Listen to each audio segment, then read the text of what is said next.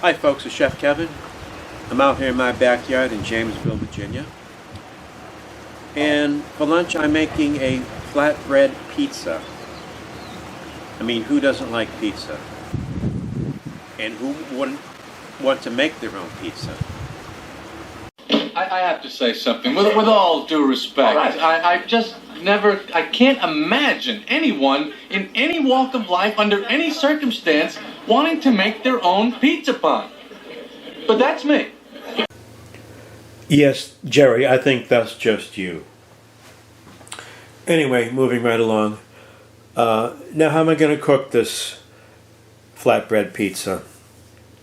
What I'm going to do is cook it on the stove top for 2 minutes and then under the broiler for another 3 minutes or so. So that's what's good about this procedure, this recipe. You don't need that $1,000 pizza oven that you're going to impress your friends with initially and then only come to the conclusion that you're going to use it 2 to 3 times a year. This is my wife's grandmother's cast iron skillet. Before we go any further, let me show you the flatbread pizza crusts. Mama Mary's, thin and crispy, 3 in a bag, bakes in 7 to 9 minutes. Disregard that instruction and follow mine. Now this fits perfectly in this skillet, so that's why I'm using this. They have a larger version for a large pizza, but I'm just making one for myself, so I don't need a big one. If you don't have that, perhaps you have a crepe pan. This is good. It's very similar to the cast iron. It has the low lip, so it makes it easy to flip the food around. This is Teflon or some type of non-skid, and it can be the Teflon or the anti-stick, because you're not going to use a huge amount of energy on this. That's when those products start to break down. If you don't have that, which I'm sure you don't, you can use a big old a big old regular frying pan. And this is big enough so that if you put it in there, you can still peek under the flatbread to see how it's cooking. And if you've ever noticed a real pizza chef, they really focus on that and they're always lifting it up and such. Now a pizza cooks from the bottom up, that's why. So like I said, I'm going to cook the bottom first and then the top under the broiler. You cannot use a pizza stone for this because I'm putting direct heat onto the skillet. If you even try to do that with a pizza stone, it'll shatter into 1,000 pieces. Okay, so I'm going to do a little food prep and get this ready and show you how to cook it. Okay folks, so let's make a pizza. Okay, that's my flatbread crust. That's from Food Line. And that's about all there is around here in the Eastern Shore of Virginia. This is really a culinary desert as far as I'm concerned. But a good chef makes do and does what he has to do to make the best product, right? Seen enough of those cooking shows to know that. Okay, moving right along. This is my pizza sauce, San Marzano. San Marzano is a particular type of very small, sweet red tomato that only, and I say only, comes from a region outside of Naples, Italy. If it doesn't come from that, it can't be called San Marzano. It's registered, it's all complicated. Trust me, it works. Sometimes you'll see San Marzano style. So that may have a little bit of a mixture of real tomatoes in there. I'm not terribly convinced.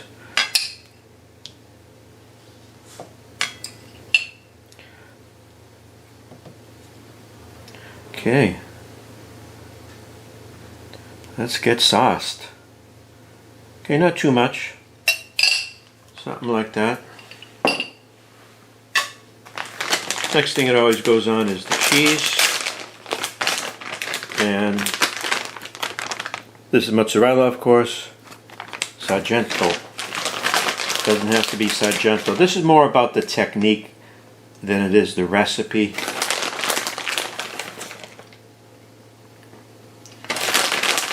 You want to put on an ample amount, but not enough that you cover the tomato sauce completely.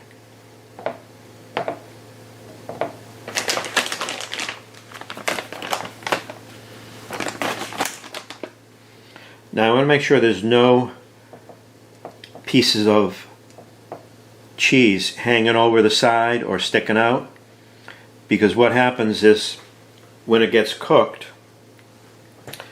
they burn. The little pieces burn and it creates an acrid odor, and it doesn't taste good either, of course.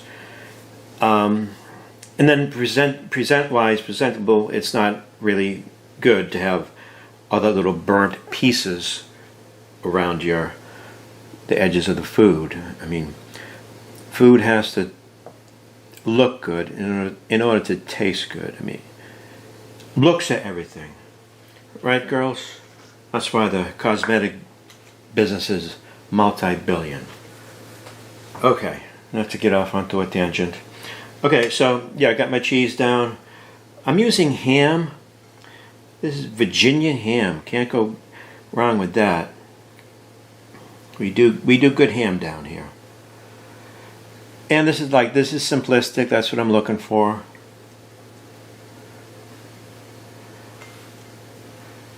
Again, this is about the technique, not so much the toppings. But I do like the ham because it's lean. Also have some thinly sliced jalapenos. And the mushrooms I just sliced very thinly, about 1/8 of an inch or so.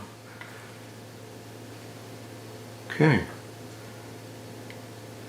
I'm ready for the Pizza of the Year award here, folks. Tell me what you think. Okay, let's go to the stovetop and I'm going to heat up that skillet. Okay, folks, here's my cast iron skillet. I have the heat up pretty high, but not maxed out. Now, like I said, we're going to cook the bottom of the flatbread pizza first. I want to bring this up to 350 degrees. How do I know it's 350? Well, I have this infrared thermometer here that tells me I'm low on battery, and right now it's at 106 Fahrenheit. Want it to get up to 350. So this will take about 3 minutes with this high heat, and then I'll slide the pizza onto that, cook it for approximately 2 minutes, and I'll check the bottom. I'll lower the heat. And then check it for brownness. I have to get some color out of that bottom. You don't want to serve that as is. Okay, it's going to take a couple of minutes.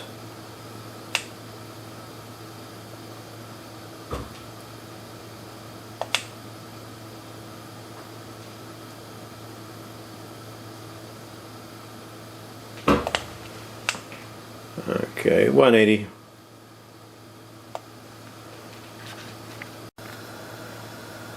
Okay, let's check that temp. Okay, I wanted 350, I got 345. That's close enough.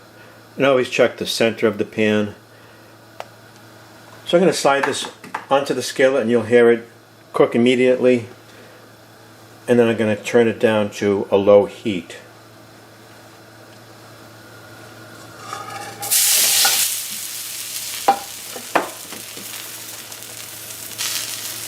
Alright,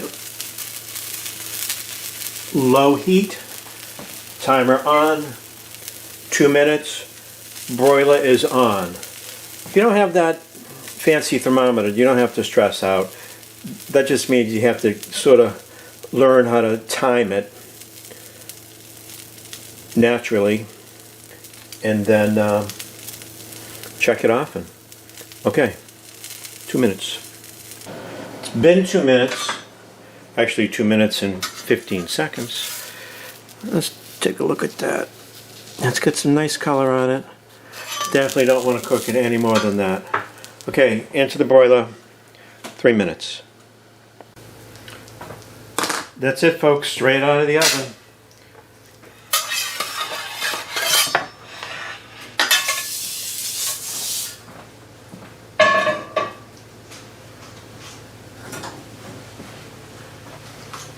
Has a nice little char around the edge. That's not burnt cheese. Got this bad boy up here.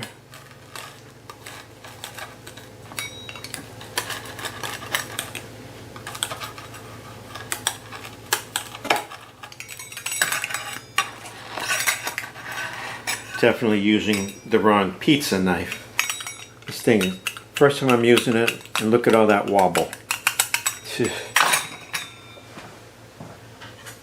Made in China for you, folks.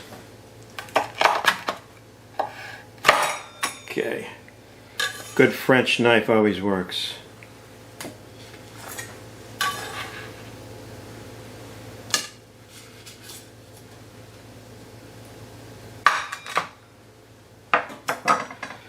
There it is, folks. Smells great.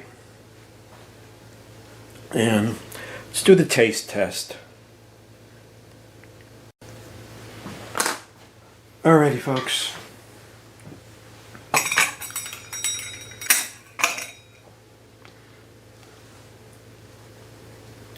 Let's check the bottom first. Okay, that has nice brown color to it. No blackening. Now let me flip that back over. Try to make that presentable for myself. Okay, folks, that's it. Lunchtime for me. Okay, if you like my videos, then throw me a friggin' bone here. Throw me a frickin' bone here.